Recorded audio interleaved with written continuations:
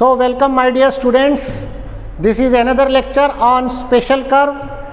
As you already studied cycloid, so I am going to discuss cycloidal curves. आज अपन cycloidal curves discuss करते हैं.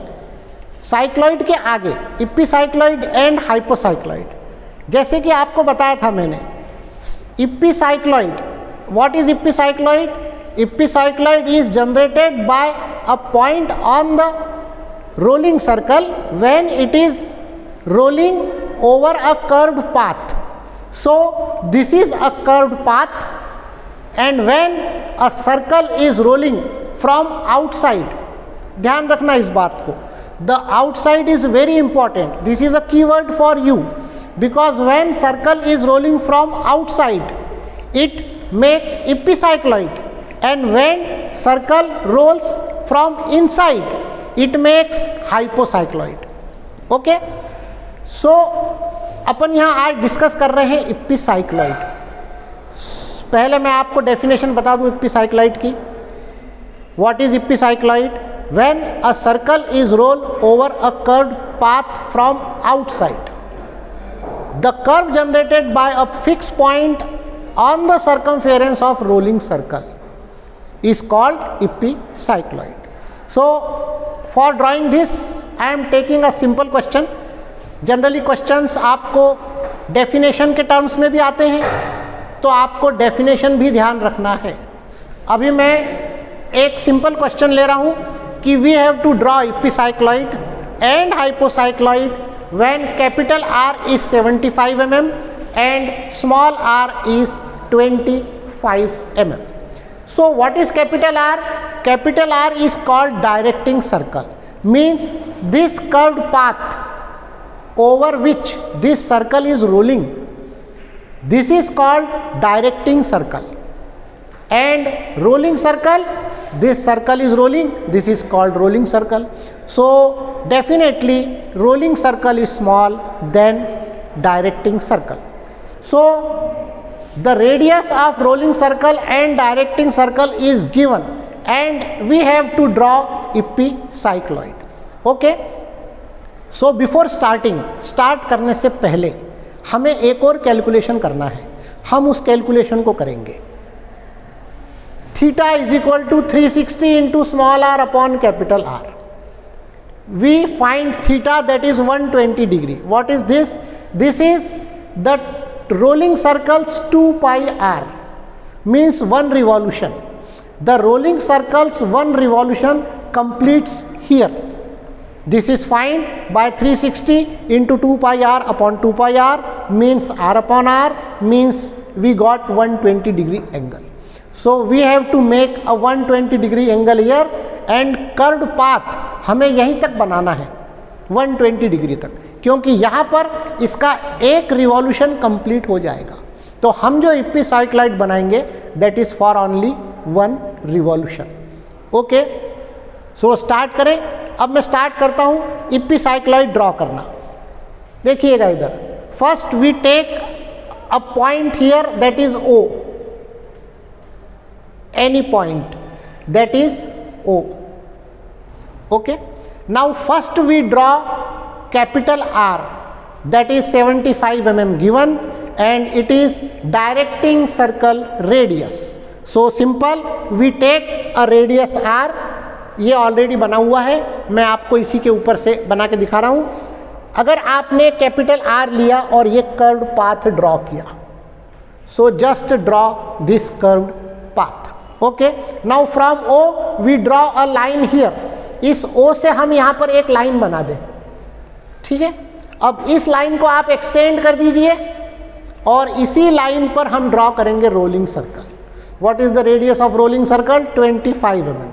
यहाँ से आप 25 mm ले लीजिए, और इस 25 mm पे आपका आ जाएगा सेंटर ऑफ रोलिंग सर्कल. यहाँ से आप 25 mm रेडियस लेके ये सर्कल बना सकते हैं. ओके, सो इतना कंस्ट्रक्शन क्लियर हो गया आपको. पहले हमने डायरेक्टिंग सर्कल ड्रॉ किया 75 mm रेडियस, देन एक स्टार्टिंग कहीं से भी इनिशियल लाइन लेकर आपने रोलिंग सर्कल भी ड्रॉ कर लिया.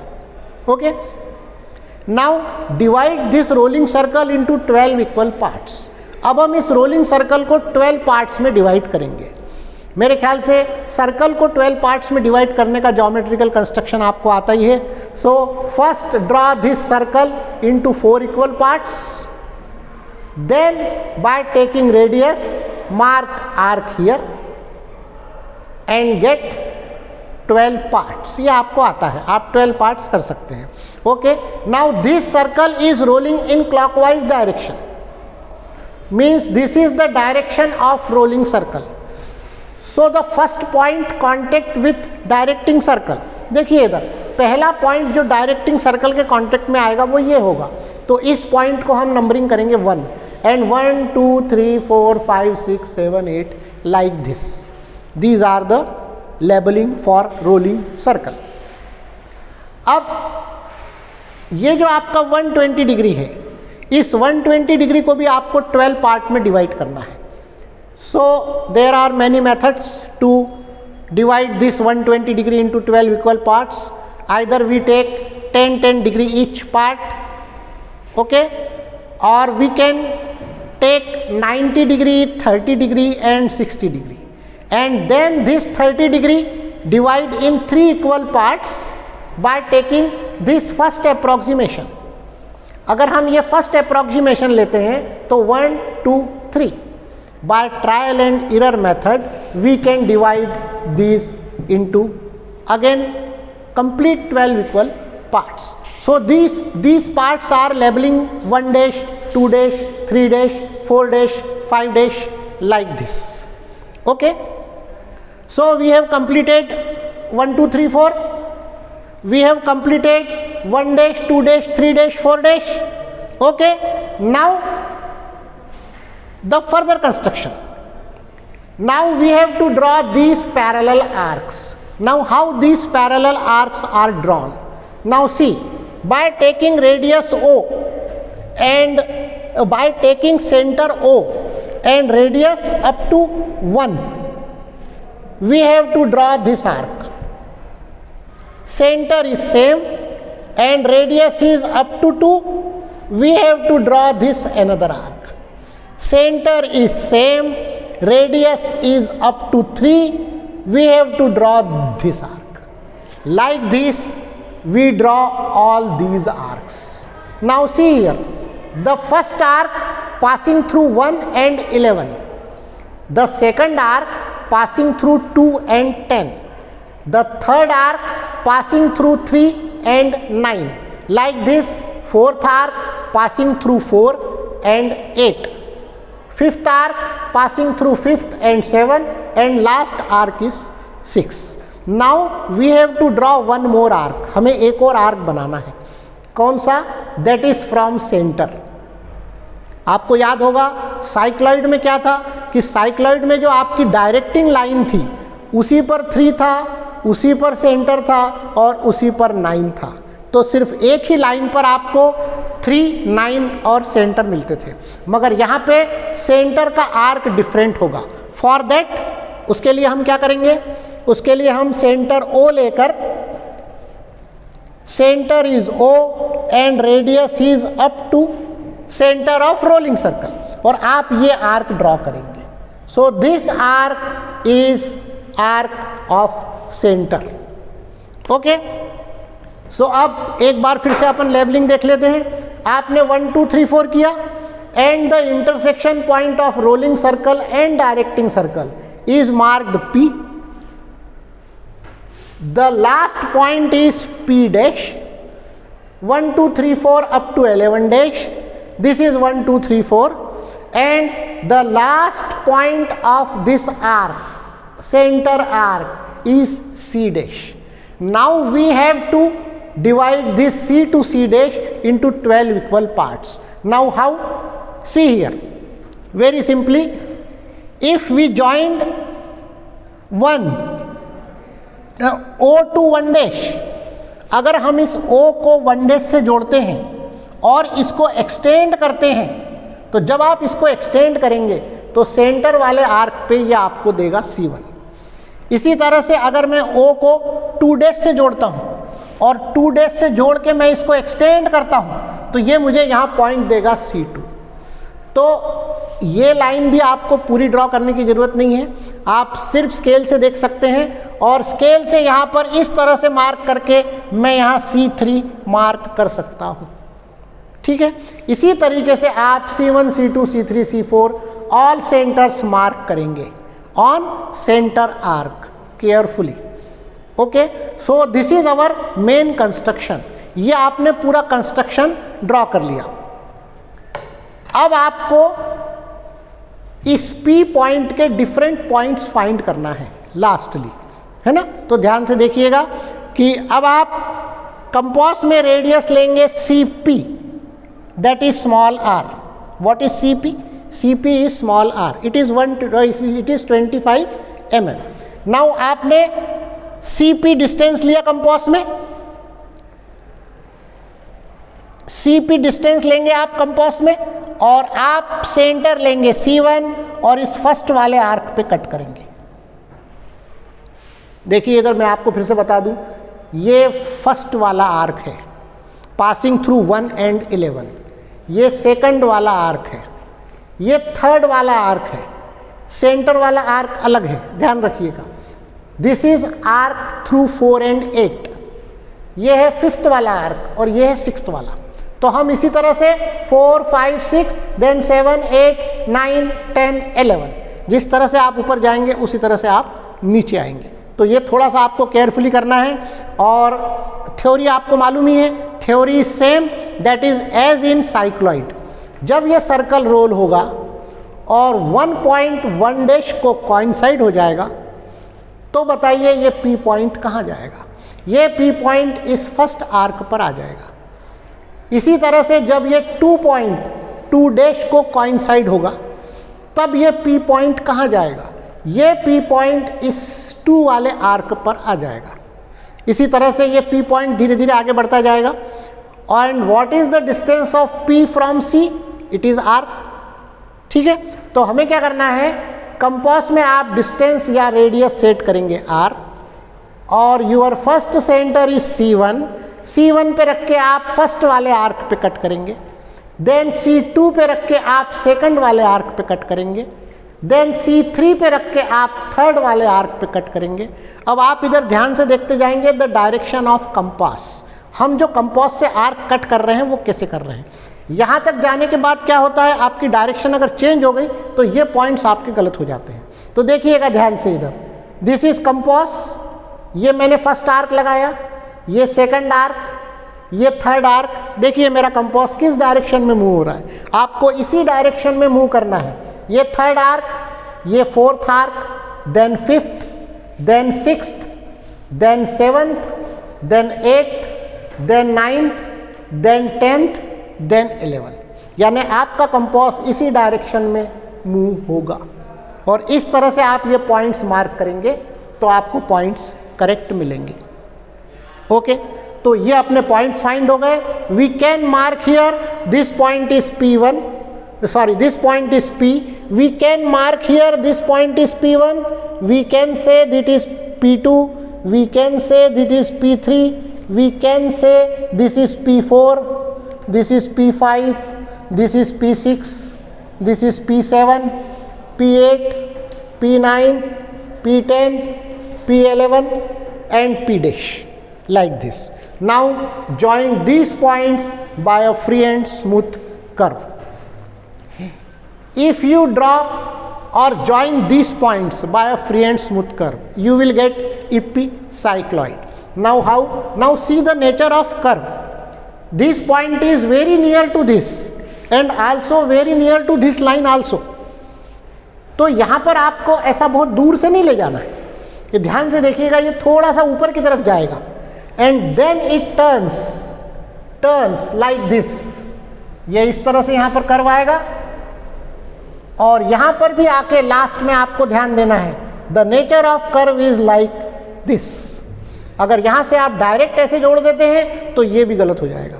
तो ये नेचर ऑफ कर्व जो है ये आपको ध्यान रखना है। ओके, तो ये तो हो गया आपका कंप्लीट कर्व। अब एग्जाम में generally normal and tangent draw करने के लिए भी आता है। तो इस कर्व पर अपन नॉर्मल एंड टेंजेंट कैसे ड्रॉ करेंगे। Now the point where you have to draw normal and tangent that is given in the question. Question में जो भी दिया हो, from centre, from this centre, you have to mark a point here where you have to draw the normal and tangent. Suppose we have to draw normal and tangent at this point, है ना? Okay. So first of all, take a radius CP that is R. Take a radius CP that is R, and from here cut at center arc. ध्यान से देखिएगा, cut at centre arc, centre का arc अलग है आपका, है ना, centre arc. Now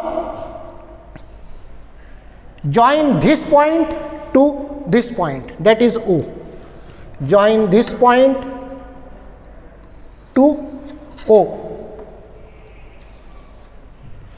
join this point two O, then now join this point to this point. Okay, so this is your normal. Okay, so see here how we draw normal and tangent. We get a point from where we have to draw the normal and tangent. Now take radius R and from this point mark here. Okay, so this is center arc. ये वो arc है जो centre से पास हो रहा है। Now join this point to this point O and get a point on this directing circle.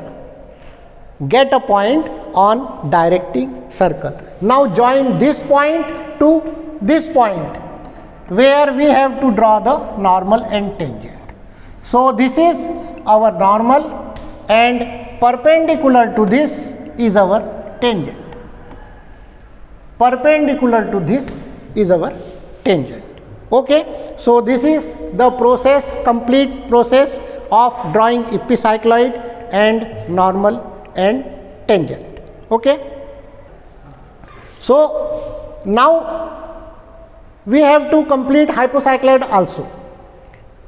जैसे कि मैंने आपको शुरू में बताया था कि when circle is rolling from outside we get epicycloid, and when circle rolls from inside we get hypocycloid. So the dimension is same, the radius of directing circle is 75 mm. तो ये मैंने बना दिया डायरेक्टिंग सर्कल, डायरेक्टिंग सर्कल जैसे वहां बनाया था taking radius 75, ये आपने बना दिया डायरेक्टिंग सर्कल। अब हम यहां पर इनसाइड में बनाएंगे rolling circle. The radius of rolling circle is same that is 25 mm। तो आपने इन साइड में बना दिया रोलिंग सर्कल। अब ध्यान से देखिएगा, यहां से रोलिंग सर्कल इस तरह से रोल होगा, वहां पर वो यहां पर वो क्लॉकवाइज डायरेक्शन में रोल हो रहा था, यहां ये एंटी क्लॉकवाइज डायरेक्शन में रोल होगा। तो क्या होगा, जो फर्स्ट पार्ट इसके कांटेक्ट में आएगा दैट इज नंबर 1।